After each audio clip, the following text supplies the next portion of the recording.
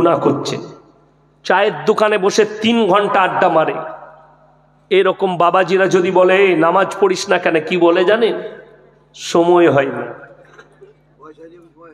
সময় হয় না। অথচ হারামখোর 3 ঘন্টা চায়ের দোকানে আড্ডা মারে।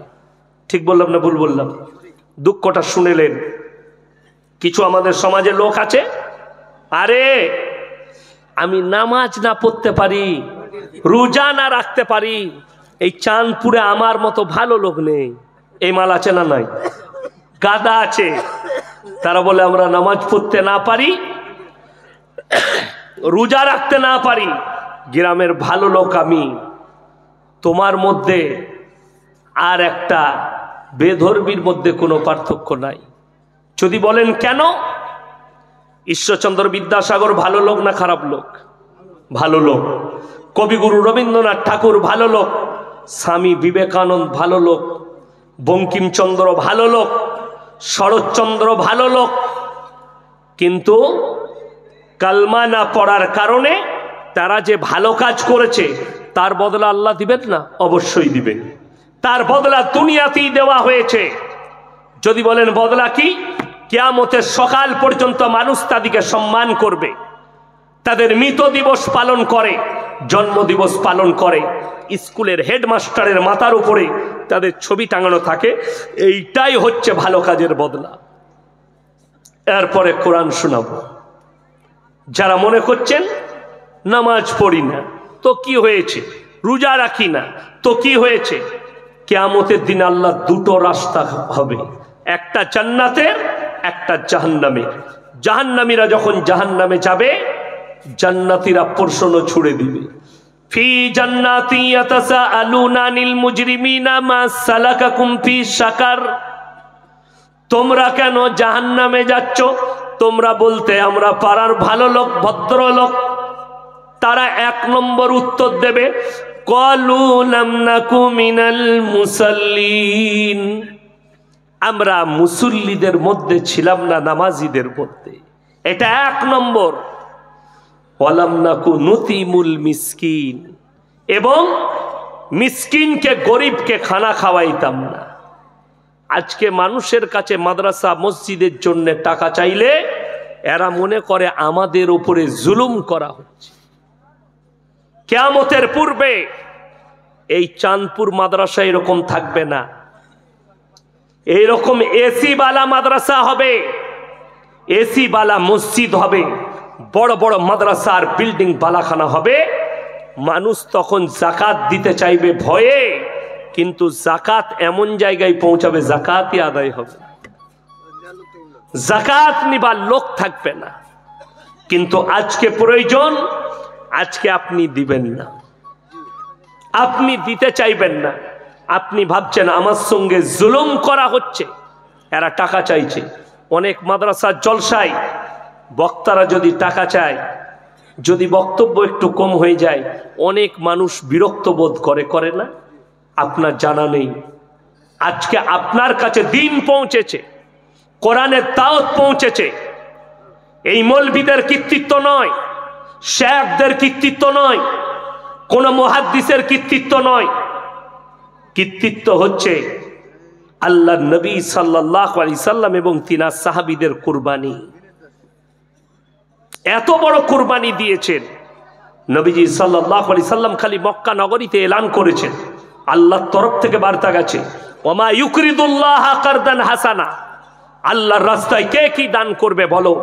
আল্লাহর নবী সাহাবীরা নিজেদের জান মালকে কুরবানি করে দিয়েছে। তারা পরোয়া করেনি, জান মাল কুরবান আল্লাহর রাস্তায়। আল্লাহর নবী সাহাবীরা দলে দলে যার কাছে যা থেকে এনে দিয়েছে। তারা নিজেদের জানের কুরবানি করেছে, মালের কুরবানি করেছেন। তারপরে আপনার কাছে দিন পৌঁছেছে। আল্লাহ নবী সাল্লাল্লাহু আলাইহি সাল্লামকে তয়েফের মাটিতে রক্তাক্ত করা হয়েছিল, মাথা থেকে পা পর্যন্ত রক্তাক্ত। নবীজি সাল্লাল্লাহু আলাইহি সাল্লাম তারপরেও দোয়া করেছেন, আল্লাহ আমি আবার কালকে যাব দাওয়াত দিতে, তারা যেন ইসলাম গ্রহণ করে। আজকে জানেন আপনার তারা কেন একজন অমুসলিম ইসলামের প্রতি আকৃষ্ট হচ্ছে না? তার কারণ হচ্ছে আপনি আমি কোরআনটা স্টাডি না করার কারণে যেমন বহু বক্তা আছে স্টেজে চেপে নিজের ধর্মকে বুঝাবার ক্ষমতা না থাকে নাই, আর পরের ধর্ম দেবদেবীকে নিয়ে পরচর্চা করে। লোকে দেবদেবীর জন্য উল্টো পাল্টা বলে, তারা কোরআনের হাদিসের জ্ঞান অর্জন করেনি। আজকে আমি আসানসোলে কোরআনটা শুনিয়েছি, এটা আল্লাহর বার্তা পৃথিবীর মুমিনদের জন্য, মুসলমানদের জন্য। ওয়ালা তাসুব্বুল্লাযীনা ইয়াদউনা মিন দুনিল্লাহি ফায়াসুব্বুল্লাহা আদওয়াম বিগাইরি ইলম। তোমরা কারো দেবদেবীকে গালি দিও না, কারো ধর্মকে গালি দিও না। অজ্ঞাত অবস্থায় সে তোমার আল্লাহকে গালি দেবে, তোমার ক্ষতি হবে।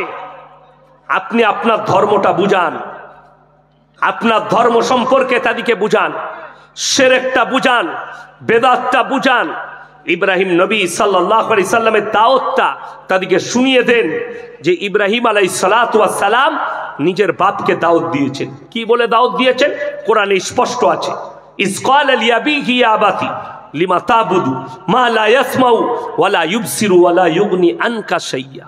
হে আমার আব্বা জান, আপনি যাদের উপাসনা করছেন, হাত পা নাড়তে পারে না, কথা বলতে পারে না, নিজস্ব কোনো ক্ষমতা নেই, আপনি এই রাস্তাটা হচ্ছে শয়তানের রাস্তা, এটাকে ছাড়ুন আর আমার আল্লাহকে বিশ্বাস করুন, আমাকে নবী হিসাবে মেনে নেন।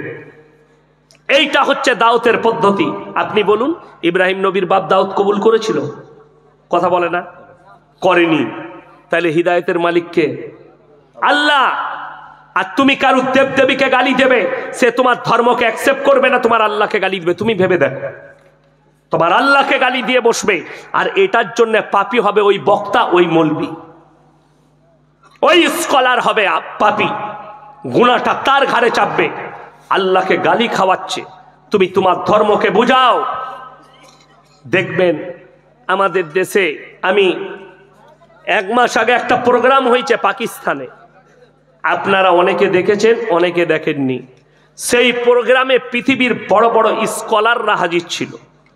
সেখানে আমাদের ভারতের একজন ইনভাইট ছিলেন, যদিও দেশ থেকে তিনি দেশ ছাড়া, ডাক্তার জাকির নায়েক। সেখানে আর একজন ছিল পাকিস্তানের মুফতি তাকি উসমানী, আর একজন ছিল মোল্লা তারিক জামিল, আর একজন ছিল মুফতি তারিক মাসুদ, আরবের চিন্দন শেখ ছিলেন।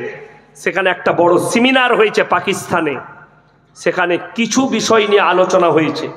আপনি ডাক্তার জাকির নায়েকের বক্তব্যগুলো শুনেন, তিনি সব কিছুই বলেন, অন্য ধর্মকে বুঝায় যে তোমার ধর্মটা রং, কিন্তু গালি দিয়ে নয়। ঠিক বললাম না ভুল বললাম? পদ্ধতিতে বুঝায়, হিকমতের সঙ্গে বুঝায়। কোরআনে আছে তোমরা হিকমত লাও, হিকমতের সঙ্গে বুঝাও, কাজ হবে। আর তুমি যদি ডাইরেক্ট বুঝাতে চাও, জানেন মুসা নবী যখন ফেরাউনকে দাওয়াত দিতে যাবে, আল্লাহ কি বললেন? মুসা নবী বললেন, আল্লাহ ফেরাউনের মতো নেমক হারামকে দাওয়াত দিতে যাব, তাকে কি বলে দাওয়াত দেবো? যে নিজেকে আল্লাহ দাবি করেছে। আমার আল্লাহ শিখিয়ে দিচ্ছেন তুমি কিভাবে দাওয়াত দিবে। কুলু কাউলাল লাইয়িনা, নরম করে বলবে, বিনয়ী ভাবে বলবে, ভালোবেসে বলবে। তার কারণ তোমাকে সে সন্তানের মতো লালিত পালিত করেছে, তুমি তাকে নরম করে বলো। কুলু কাউলাল লাইয়িনা, কোরআন নরম করে বলবে, গরম করে লয়, চটিয়ে লয়, ভালোবেসে বলবে, ভদ্রতার সঙ্গে বলবে, নম্রভাবে বলবে, বিনয়ীভাবে বলবে। আমার ভাই দাওয়াত কবুল করবে। আজকে শুনেলেন, এই ভারতবর্ষে কারো কাছে পৌঁছাতে হয়নি। আমার এলাকায় চলুন, ইউটিউবার যারা আছো, আমার এই স্কেপটা কেটে দিবে। যতগুলো ইউটিউবার আছেন, আমার এই স্পিচটা কেটে দিবেন, তা না হলে আমার নামে কেস হতে পারে। শুনছেন তো ইউটিউবাররা? হ্যাঁ, আমার এলাকায় আল্লাহর কৃপায় একসঙ্গে 140 ঘরকে ইসলাম কবুল করিয়েছি। জোরে বলুন সুবহানাল্লাহ। কত বললাম? 140 ঘর দলিত ভাই ইসলাম কবুল করেছে। সরকার হিসেব বার করেছে 2015 থেকে 2021 পর্যন্ত 13 লাখ অন্যান্য ধর্মের মানুষ ইসলাম কবুল করেছে ভারতে। জোরে বলুন সুবহানাল্লাহ। কেন এত গালি দিচ্ছে নবীকে, তারপরেও রসুলকে এত গালি দিচ্ছে, ইসলামকে এত গালি দিচ্ছে, তারপরেও কেন এত লোক ইসলাম কবুল করছে? জানবেন, আপনি যখন ইসলামের দাওয়াতটা ঠিক মতো দিবেন, আল্লাহর কৃপায় সে আপনার ভাষায়, ব্যবহারে, আখলাকে, চরিত্রে ইসলামে আসবে।